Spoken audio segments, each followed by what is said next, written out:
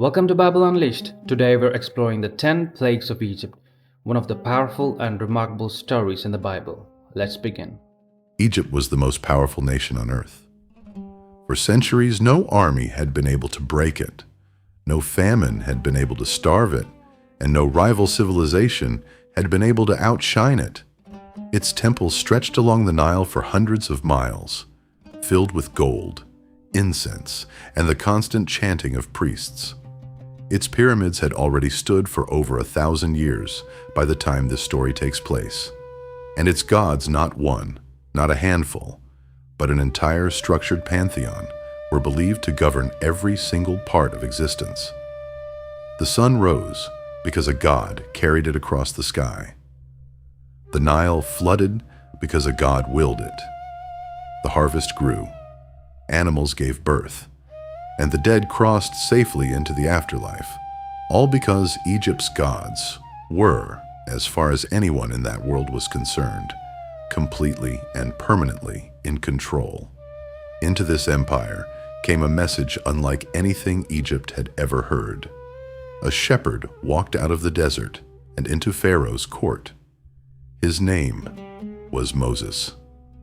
He had grown up as an adopted member of Egypt's own royal household, then fled into exile, and now he was back, not with an army, not with wealth, but with a staff in his hand, and a message from a god the Egyptians had never worshipped and did not recognize.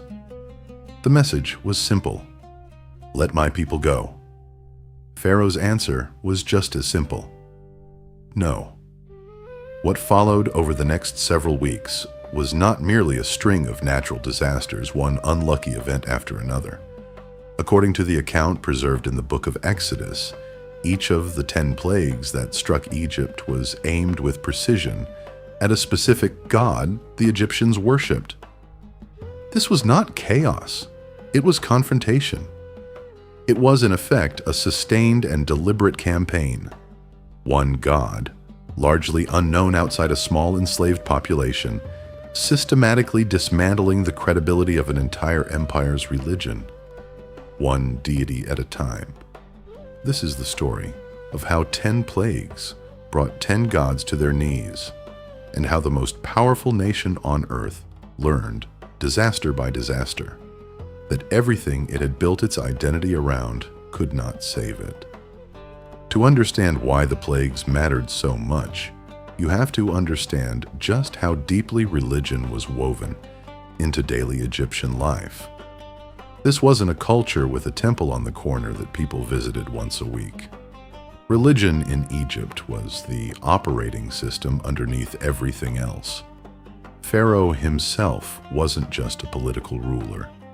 He was considered a living god, the earthly embodiment of divine authority, responsible for maintaining cosmic order itself, a concept the Egyptians called Ma'at. If Pharaoh failed in his duties, the Egyptians believed the entire universe could tip into chaos. Beneath Pharaoh sat an enormous hierarchy of gods, each one responsible for a different domain. There were gods of the river, gods of the sky, gods of fertility, gods of healing, gods of the harvest, gods of the sun, and gods who ruled over death itself. Every part of Egyptian life had a deity assigned to protect it, and every disaster that might threaten that life had, in theory, a god standing guard against it. This is the system Moses walked into, and this is the system God, according to the biblical account, chose to dismantle piece by piece, publicly, in front of the very people who had built their entire civilization around it. The river turns against its own god. The first target was the most sacred resource in the entire nation, the Nile itself. The Nile wasn't simply a river to the Egyptians. It was the reason Egypt existed at all.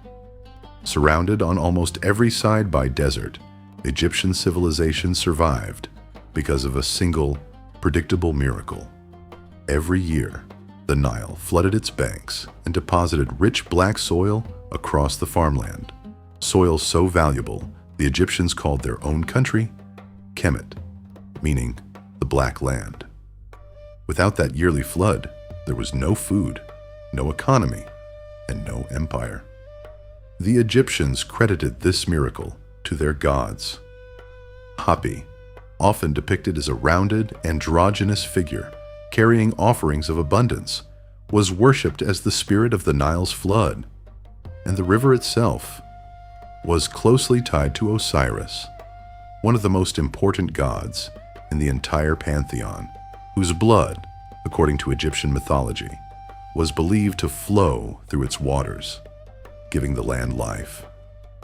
When Moses stood before Pharaoh at the water's edge and stretched out his staff, the Nile turned to blood, not a symbolic red tint. The account describes fish dying by the thousands, the water becoming undrinkable, and a stench spreading across the land so severe that Egyptians had to dig along the riverbanks, searching for clean water just to survive.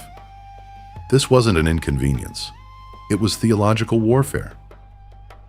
The river the Egyptians depended on for their harvest, their drinking water, their trade, and their religious identity had just been turned into a symbol of death rather than life. For 7 days, the artery that fed the nation ran red, and the god who was supposed to guarantee its flow did nothing to stop it.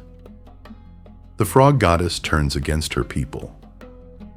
Next came the frogs, and at first glance, this plague sounds almost gentle compared to what came before it. But to the Egyptians, it was deeply, specifically unsettling. Frogs were sacred animals in Egyptian religion, closely associated with Heket, a goddess depicted with the head of a frog, worshipped as a protector of fertility, pregnancy, and childbirth. Egyptian women would sometimes wear amulets bearing Heket's image during pregnancy, believing she offered protection during one of the most dangerous moments of ancient life.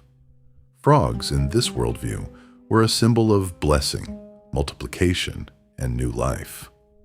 Then the Nile, still recovering from turning to blood, produced millions of them.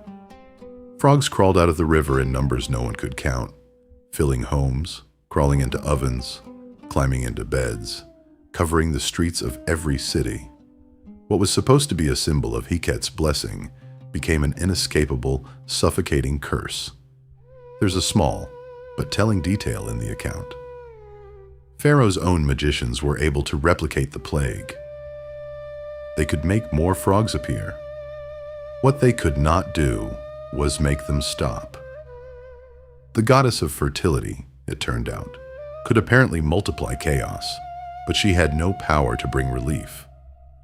When Pharaoh finally asked Moses to pray for the frogs to be removed, the request itself was an admission. Egypt's own religious system had nothing left to offer. The earth god turns to dust. The third plague came from the ground itself, without warning and without a prior confrontation between Moses and Pharaoh. Dust across the land turned into swarms of gnats or lice, covering people and animals alike, crawling on skin, working into clothing, making ordinary life unbearable. This plague struck at Geb, the Egyptian god of the earth, imagined by the Egyptians as a reclining deity whose body formed the very ground they stood on and farmed. Geb was foundational to Egyptian cosmology, often paired with the sky goddess Nut in stories describing the separation of earth and heaven at the dawn of creation. This time, something changed in Pharaoh's court.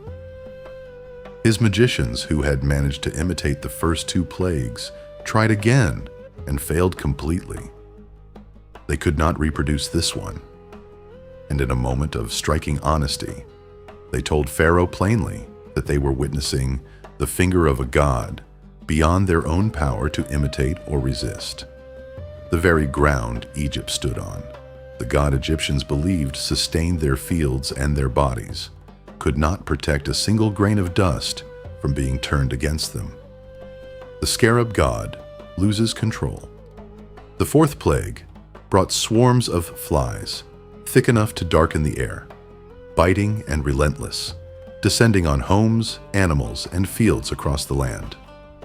Many scholars connect this plague to Khepri, the scarab-headed god associated with creation, transformation, and the rising sun, since the scarab beetle held deep religious significance across Egyptian art and temple carvings. More broadly, this plague struck at the entire Egyptian reverence for insects as sacred, symbolic creatures. But this plague carried something new, a clear, undeniable dividing line.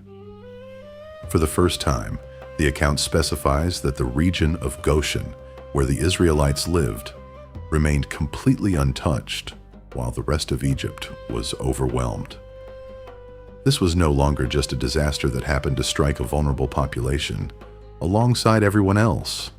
It was a targeted judgment with a visible boundary, and everyone in Egypt, from field workers to Pharaoh himself, could see exactly where that boundary was drawn. The sacred cattle fall. The fifth plague struck at the animals Egypt valued most.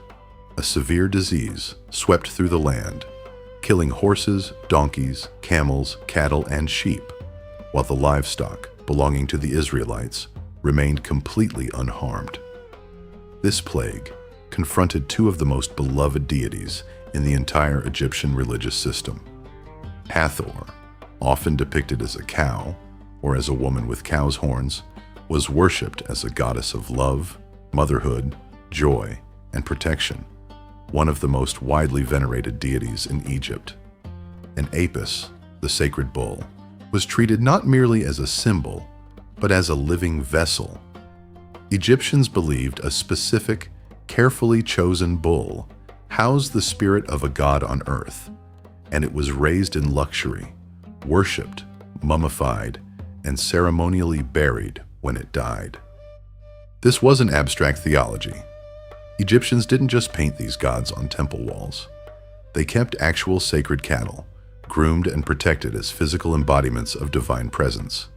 To watch livestock die across the entire nation in a single wave, while the animals of the enslaved Israelites stood completely untouched, was to watch two of Egypt's most cherished, most tangible gods proven powerless in front of the entire population. The healing goddesses cannot heal. The sixth plague turned personal.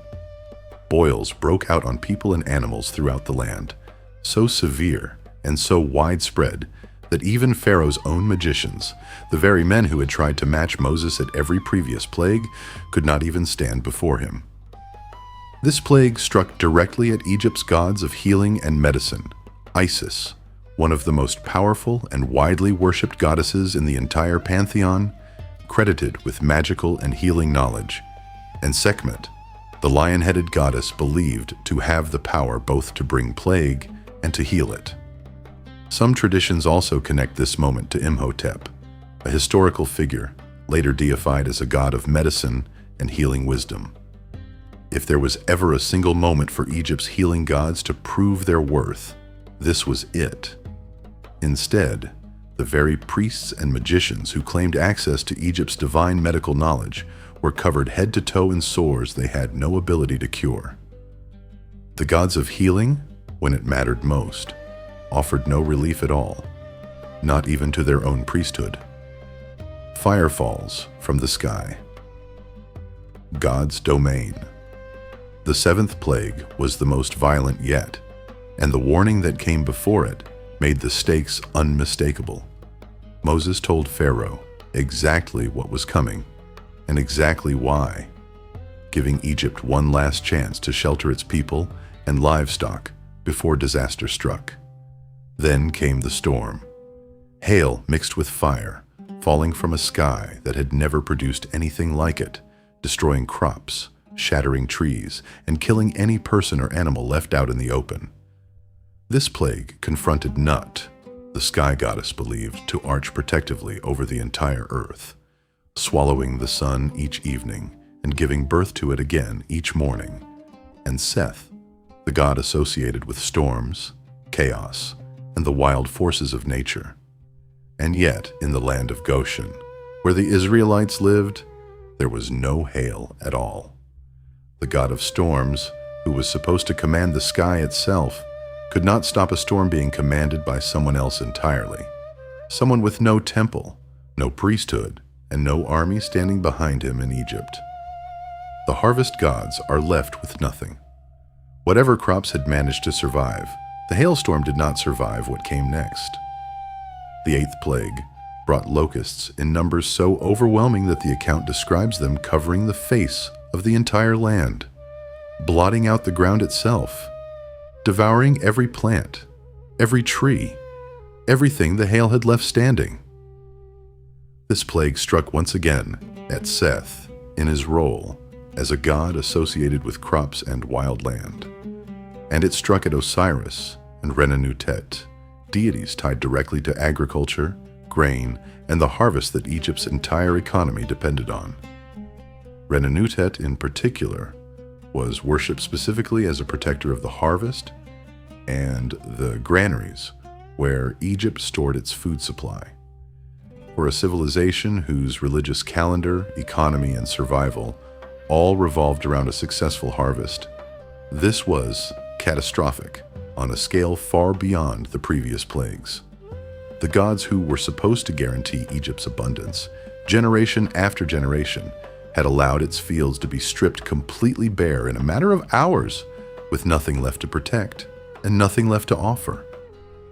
Darkness silences the sun, God himself. Then came the plague that struck at the very center, the absolute core of Egyptian religious identity. For 3 full days, a darkness fell over the land so thick the account says it could be felt, while the Israelites, in their own homes, continued to have light. No sunrise, no sunset, just an unbroken, suffocating darkness stretching across the most powerful empire on earth. This was a direct confrontation with Ra, the sun god, widely regarded by the Egyptians as the greatest and most powerful deity in their entire pantheon, the very source of life, order, and creation itself. Ra wasn't just one god among many. He was, in many periods of Egyptian religion, considered the king of the gods, the one whose daily journey across the sky sustained the world. And Pharaoh himself was regarded as a son of Ra, a living representative of the sun god's authority on earth. This detail makes the 9th plague almost unbearably pointed. If Ra could not even hold back darkness for 72 hours over his own chosen land, what did that say about every claim Egypt had ever made about him? What did it say about Pharaoh, the supposed living embodiment of Ra's power, sitting powerless in his own palace while the sun refused to rise? The final blow. The 10th and final plague was the most severe of all, and it came with the clearest warning yet. Moses told Pharaoh exactly what would happen at midnight, and exactly how the Israelites could protect themselves by marking their door frames with the blood of a lamb, an act that would become the foundation of the Passover, still commemorated today thousands of years later. That night, in a single moment across the entire nation, the firstborn son in every Egyptian household died, from the son of Pharaoh himself, heir to the throne of the most powerful empire on earth, down to the lowest servant's child in the humblest home in the land. Only the homes marked by the blood of the Lamb, the homes of the Israelites who had followed Moses' instructions exactly, were passed over untouched. This plague wasn't aimed at a single deity. It was aimed at the entire structure of Egyptian religion at once. It struck at Pharaoh, worshipped as a living god, proving he could not even protect his own household, let alone the nation he claimed divine authority over. And it struck at Osiris, god of the afterlife and the underworld, the deity Egyptians turned to for protection and guidance through death itself. At the exact moment, death arrived uninvited and unstoppable in every home across the land. By morning, the account says Pharaoh, who had refused 9 separate times, who had watched God after God fail without changing his mind, finally broke completely. He did not simply grant permission for the Israelites to leave. He begged them to go and to take their livestock and their belongings with them as quickly as possible. A God above every god. What makes this story so remarkable isn't simply that 10 disasters struck Egypt back to back. It's the deliberate pattern running underneath every single one of them. Ancient Egypt did not worship a single, distant deity, the way some cultures did. It worshipped an enormous, carefully structured pantheon, with a different god responsible for nearly every part of creation. The river had a god. The harvest had a god. The sky had a god. The sun, considered the greatest force in the universe, had a god. Even death and the afterlife, the two things every human being eventually has to face, had gods assigned to guide and protect people through them. Nothing in Egyptian life was left uncovered. Every fear had a corresponding deity meant to hold it at bay. And one by one, publicly, undeniably, each of those gods failed. Even Pharaoh's own military couldn't escape the pattern in the end. After finally releasing the Israelites, Pharaoh changed his mind one last time and pursued them with his army to the edge of the Red Sea. It was the same water system, the very same river and sea, that had opened the entire conflict when the Nile first turned to blood, that closed over Pharaoh's chariots in the final chapter of the story, ending the confrontation exactly where it began. For the Israelites walking out of Egypt after 400 years of slavery, this was never just a story about liberation. It was proof, delivered plague by plague, disaster by disaster, that the God who had heard their cries in bondage was greater than every single power and empire had spent centuries building its identity around.